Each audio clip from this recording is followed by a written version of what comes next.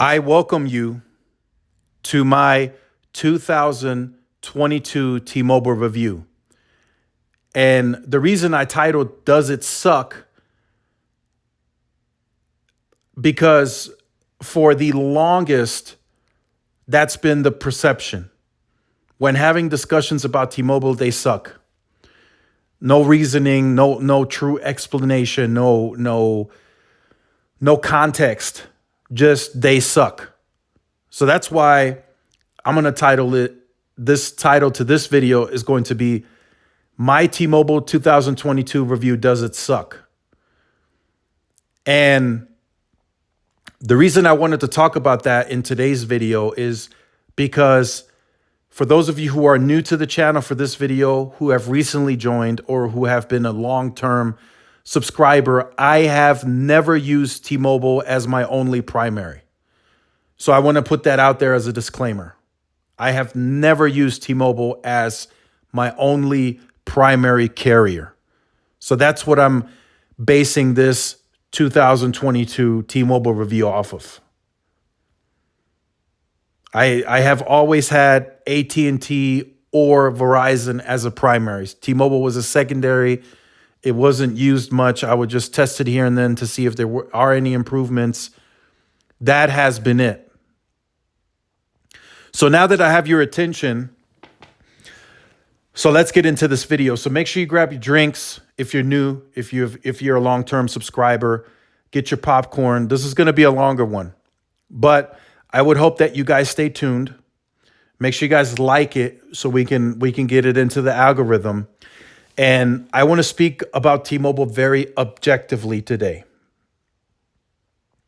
And this review is not just solely based on the network. I want to speak on everything that I've experienced with T-Mobile over the last 16 months. That includes using the My T-Mobile app, because now I've had no choice but to use it because it's my primary carrier. So I've had to make my payments through there. I've had to make changes through there, order stuff through it. So I wanted to speak on that today. You know, frequent updates. How does it run? How does it operate? So I wanted to speak on that. And of course, I wanted to speak on customer service because now, since they are my primary, I had to call 611. I had to engage with T-Mobile team of experts. You know, any issues that I've had in the past when they were my secondary, it was like, whatever. I kind of just put it off to the side because I was not using them as my main provider. So it wasn't a need really for me needing to engage customer service on these issues. I would just either let it resolve on its own, or I just wouldn't use it for that time because I had Verizon or AT&T as my primary. And then, of course, I wanted to also talk about the network too, because that is a part of T-Mobile. It's their service. It's what they're providing to the customer base. If they had no network, there would be no T-Mobile, right? I know that sounds very simple, but it is a fact. So those are the three things that I wanted to base this review off of. For those of you who have been using T-Mobile for maybe longer than me, for those of you who may be on the fence of joining T-Mobile, for those of you who have recently joined T-Mobile, or you just may have joined this video because you want more information and maybe you're seeking T-Mobile in the future. So the My T-Mobile app is very interesting because I've experienced the AT&T app, the My AT&T app, and I've also experienced the My Verizon app. I would say from as frequent updates and how intuitive and how interactive and how smooth the experience is, I would say the My T-Mobile app is more in line with Verizon than it is AT&T. I've seen the My AT&T app get overhauls in terms of updates and upgrades made to it, but the last time I used the My AT&T app, it still felt like it needed to be redefined and tweaks needed to be made to the software. And that's why I say T-Mobile's app is more in line with Verizon because it's smooth, it's interactive, it's simple to use, and there aren't a lot of hiccups, at least again speaking from my experience. I want to put that in as a disclaimer briefly now. This is my experience. Everyone's experience on this video that may join or that has been watching the channel is going to be different. You may have, for whatever reason, the worst experience on the My T-Mobile app. But for me, I don't use the My T-Mobile app every day, of course, like I do with other apps. But I have seen in the App Store, I have seen the frequent updates to it. And then when I need to use it for payment or whatever, it's always worked as intended for me. So that's been a relatively smooth process when it comes to that, right? Like I said, I've had issues with the AT&T app. That wasn't such a pleasant experience. It still did what I needed it to, but it was just tougher to get to the certain things that I needed to get done versus the other apps. So I want to throw that in as well. So the second part is the T-Mobile customer service. Now speaking on this one objectively and opinionated and reviewing it is going to be a lot tougher because that part is literally on a case-by-case basis. So you may comment on this video and say T-Mobile customer service sucks. And I'm actually anticipating and expecting those types of comments. Because for some, it's inevitable that you have had a bad experience with T-Mobile customer service. And that's what you base your entire opinion off of on the company. You have one bad experience, T-Mobile sucks. It's done for me. Not giving another rep a chance, not calling in again and getting it potentially corrected. No, T-Mobile just sucks because I've had the bad experience. I've had those comments dozens of times, and I've had bad customer service reps. But usually what I do, I hang up, and then I call again, and I get someone else to fix the problem. And that works 9 times out of 10 for me. Also, usually when I get somebody overseas from another call center, and this is what I do. You don't have to do that, but I hang up and I call back until I get a rep stateside. That's how I try to handle my customer service needs. And that has worked for me for the better part of the 16 months. I'm not calling T-Mobile customer service every day, but it's worked for me. When I needed to get that done, it got done very, very quickly. And I've had 2 major problems that went all the way to the office of the presidents for T-Mobile or T-Mobile's CEO customer service executive team. So the 2 issues that I've had, and I'll let you guys know for those of you who are sticking around for the entire length of the video, it's going to be a longer video.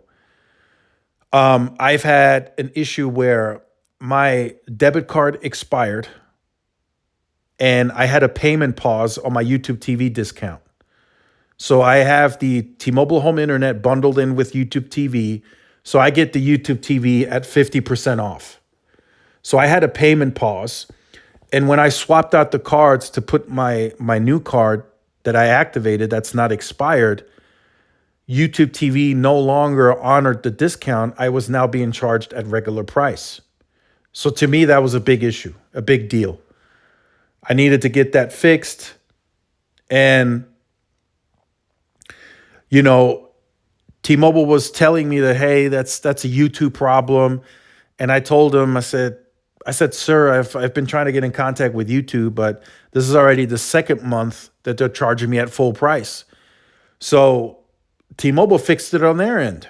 They didn't even allow me to get riled up, or hey, let me have a bad experience because of YouTube. They just credited me the entire 10 months that I had left over on that discount, you know. And I'm not saying that that's why I didn't want to disclose it in the previous video, because everyone else could have a different way of getting it solved. For me, they credited me the entire balance of what the discount would be for up to 10 months. So I got that credited, took care of my entire month's bill. That's how I got that handled. And then the second big problem was when I upgraded to the iPhone 14 Pro Max and I sent in the 13 Pro Max to the warehouse. When I was at 50% paid off for the 13 Pro Max. So that qualified me to upgrade. And I got the email that the warehouse received the 13 Pro Max. They said it was in good condition. This is the credit that I'm going to receive, right? Well, 2 months in, my account was still being charged for the 13 Pro Max because the IMEIs didn't match up. And I was thinking, oh, that's going to be a huge problem because they're not going to be able to verify this. They're going to think I'm lying. So I told them, I was like, look, the payments match up exactly versus when I turned it in versus the 2 months now. So it's not a different device. It's the same device. They were still withdrawing from the same balance when I turned in the device each month. So I tried to explain that to the office of the president. I was like, look, I turned it in. I have the receipt. This is the dates. This is the payment this is the balance that the device was on when I turned it in. This is the balance now. And they handled it. They completely removed the 13 Pro Max off of my account. They apologized for the issue, for the inconvenience. They credited me the 2 months that I paid additionally on the 13 Pro Max when I wasn't using it. I was already using the 14 Pro Max, and they handled it very quickly, right? They did it in-house. They didn't need, that customer service department didn't need to go to another level of management to get that approved. They were able to get the info, make the decision, handle it right then and there. So I've really liked that part of T-Mobile's customer service. They didn't need to say, "Hey, look, I'm gonna send this ticket in to this department, have them review it, and then we'll call you back in 3 days." Because I've had that experience with AT&T and Verizon reps in the past. No, with T-Mobile, that customer care department was able to take care of the issue at hand. And that's what I was told on the phone. Hey, sir, I'm going to take care of it right then and there. The 13 Pro Max will be removed. Within 2 hours, you're going to see on your account that device is no longer there. And that's exactly what took place. Hour and a half, I checked the My T-Mobile app. I went into devices, and that device was gone. And I had already, at that time, I had already received the credit for it. So to me, that experience goes a long way for me. I know some people, including the Tech Extremist, and you guys know his channel is in the description down below. He's had such a bad Verizon customer service experience that he's probably not going to make them his primary for a very long time. And he may never step foot in a Verizon store again as a primary customer because of how badly customer service has been for Verizon in the last few months. So I think customer service is a very important part of the overall experience for the company. It can't just be the network. Verizon has the absolute best network in the United States.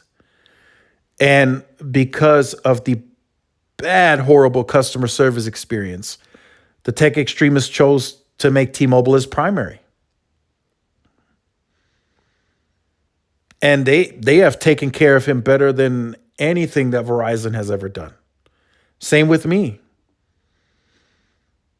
I've had bad experiences on Verizon, and more so, the last time that I had them, it was getting even worse.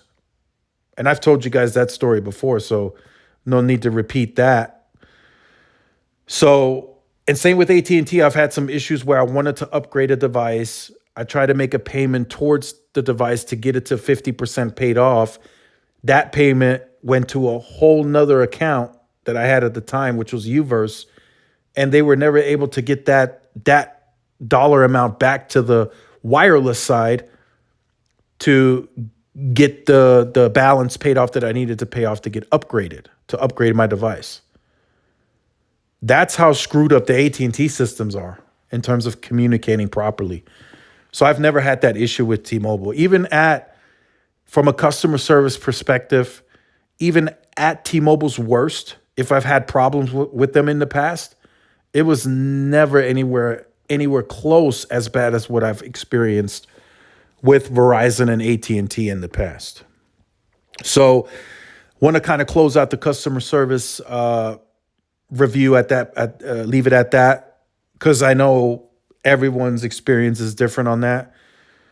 I mean, I've had people tell me every single time they call T-Mobile, and I don't know if they're exaggerating, but they're saying every single time they call T-Mobile, it's trash. Some people just have hatred and they don't like a certain company. So be careful as well as you're reading the comments to this video.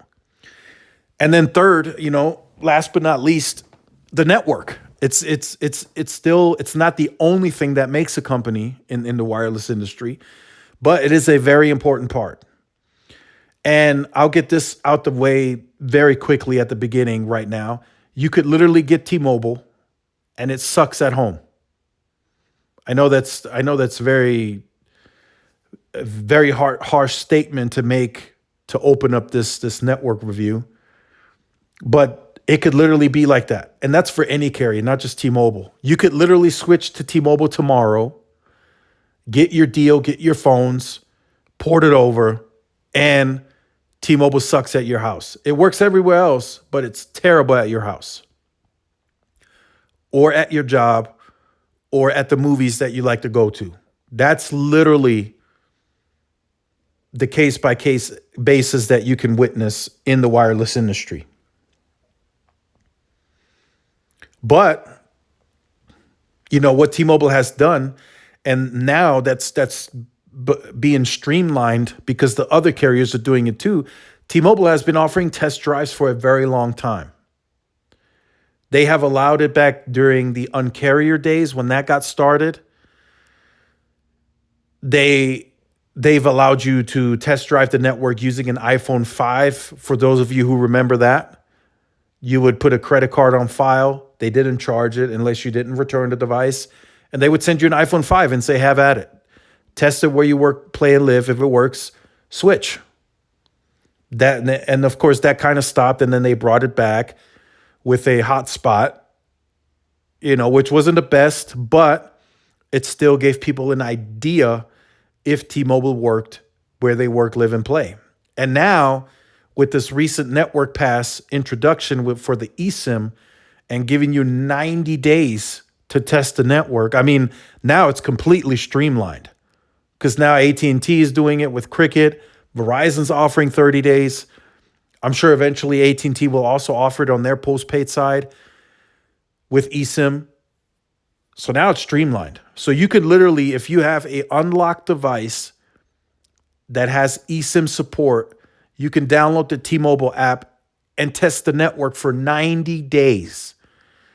I mean, if you do need to test the network for 3 months, there should be absolutely no doubt that when you switch, that the network is going to work for you. So, of course, there might still be some traveling that you're going to do outside of that 90 days. You might want to go to Disneyland and you might still have a little bit of a, hiccup here and there. But 90 days is a long time to test the network within your immediate travels, your work, where you play, where you live, where your relatives stay, you should be able to test it extensively at that for those 3 months. So I think that's a very important part for T-Mobile to further close the perception gap. And again, that's why I titled the video, Does It Suck? Because people still perceive T-Mobile to suck even in 2022. Now, what really helped T-Mobile boost the perception is the Sprint merger. That happened in April of 2020. It closed. Took them roughly about 2 years. They were expecting to close that merger in 2019. It ended up, going to court, so they didn't close it until the start of the second quarter of 2020. But they got started at the gates immediately. They started deploying newfound spectrum from Sprint, the 2.5 spectrum, which is the current mid-band that's giving T-Mobile the faster speeds. They started doing that. They started immediately, converting Sprint sites over to the T-Mobile core to give further expansion on coverage. They started integrating the billing systems. Just people were literally waking up from one day to the next. T-Mobile customers that had poor coverage, may have been roaming in some areas, and they now had coverage due to the Sprint network. So that in itself was a gift to T-Mobile and, of course, its customers. That helped T-Mobile further gain a higher capital spend, which the network has been under construction since 2020, right? 2020, huge construction year, ripping sites, modernizing, new panels, new radios, of course, everything 5G driven. And then 2021, another huge year of sites being modernized, ripped. And then 2022, another big year, even probably the biggest if you're looking at the capital spend of the close to $14 billion, another huge year of modernizing and ripping and replacing equipment. So recently, the T-Mobile CEO, Mike Sievert, spoke at a conference, UBS, and he said that in large, our network is largely complete when it comes to the construction. So now, as the CapEx goes down, the capital spend on the network in 2023, they are no longer having to do such huge construction at a large scale. Now he was referencing as in the outer years, 23, 24, 25, now they just fine-tune the network, so to speak. There's still a large expansion that they have to go through, a geographic material expansion. So they have to put up new sites in some of these smaller rural towns, if they so choose to want to aggressively compete in those parts. But for the most part, he's saying they just have to fine tune. So you may ask, what do you mean fine tune? So you have a core layer of a network, which is the macro grid. That's what T-Mobile is basing its main build on. I know they do have some small cells here and there, but they want to be a macro-focused network. So when they say fine-tuning, that means some areas they're going to have to add additional densification because the site is too far away. In other spots for indoor purposes, they're going to have to look at strategically. Of course, they're going to have to look at DAS systems inside. They're going to have to maybe look at, okay, can we add another macro and make this indoor location better? So that's what they're saying in terms of fine tuning. They're going to look now. The market engineers are going to look at the network overall, and they're going to say, hey, look, can we make this area better? Can we go in there with a small cell perhaps? The mall, the biggest mall in the area, has weak coverage. Can we add a DAS system in there? So those are some of the changes and fine-tuning that he's talking about when it comes to the T-Mobile network. So those are good changes. Those will be very good changes. And of course, that's, I'm speaking from a mid-sized city like mine, but at a bigger city, a top PEA, that probably also means airports, NFL stadiums, NBA arenas that they want to get into with millimeter wave DAS systems, et cetera, et cetera. So that's the type of fine tuning that the T-Mobile CEO is speaking of.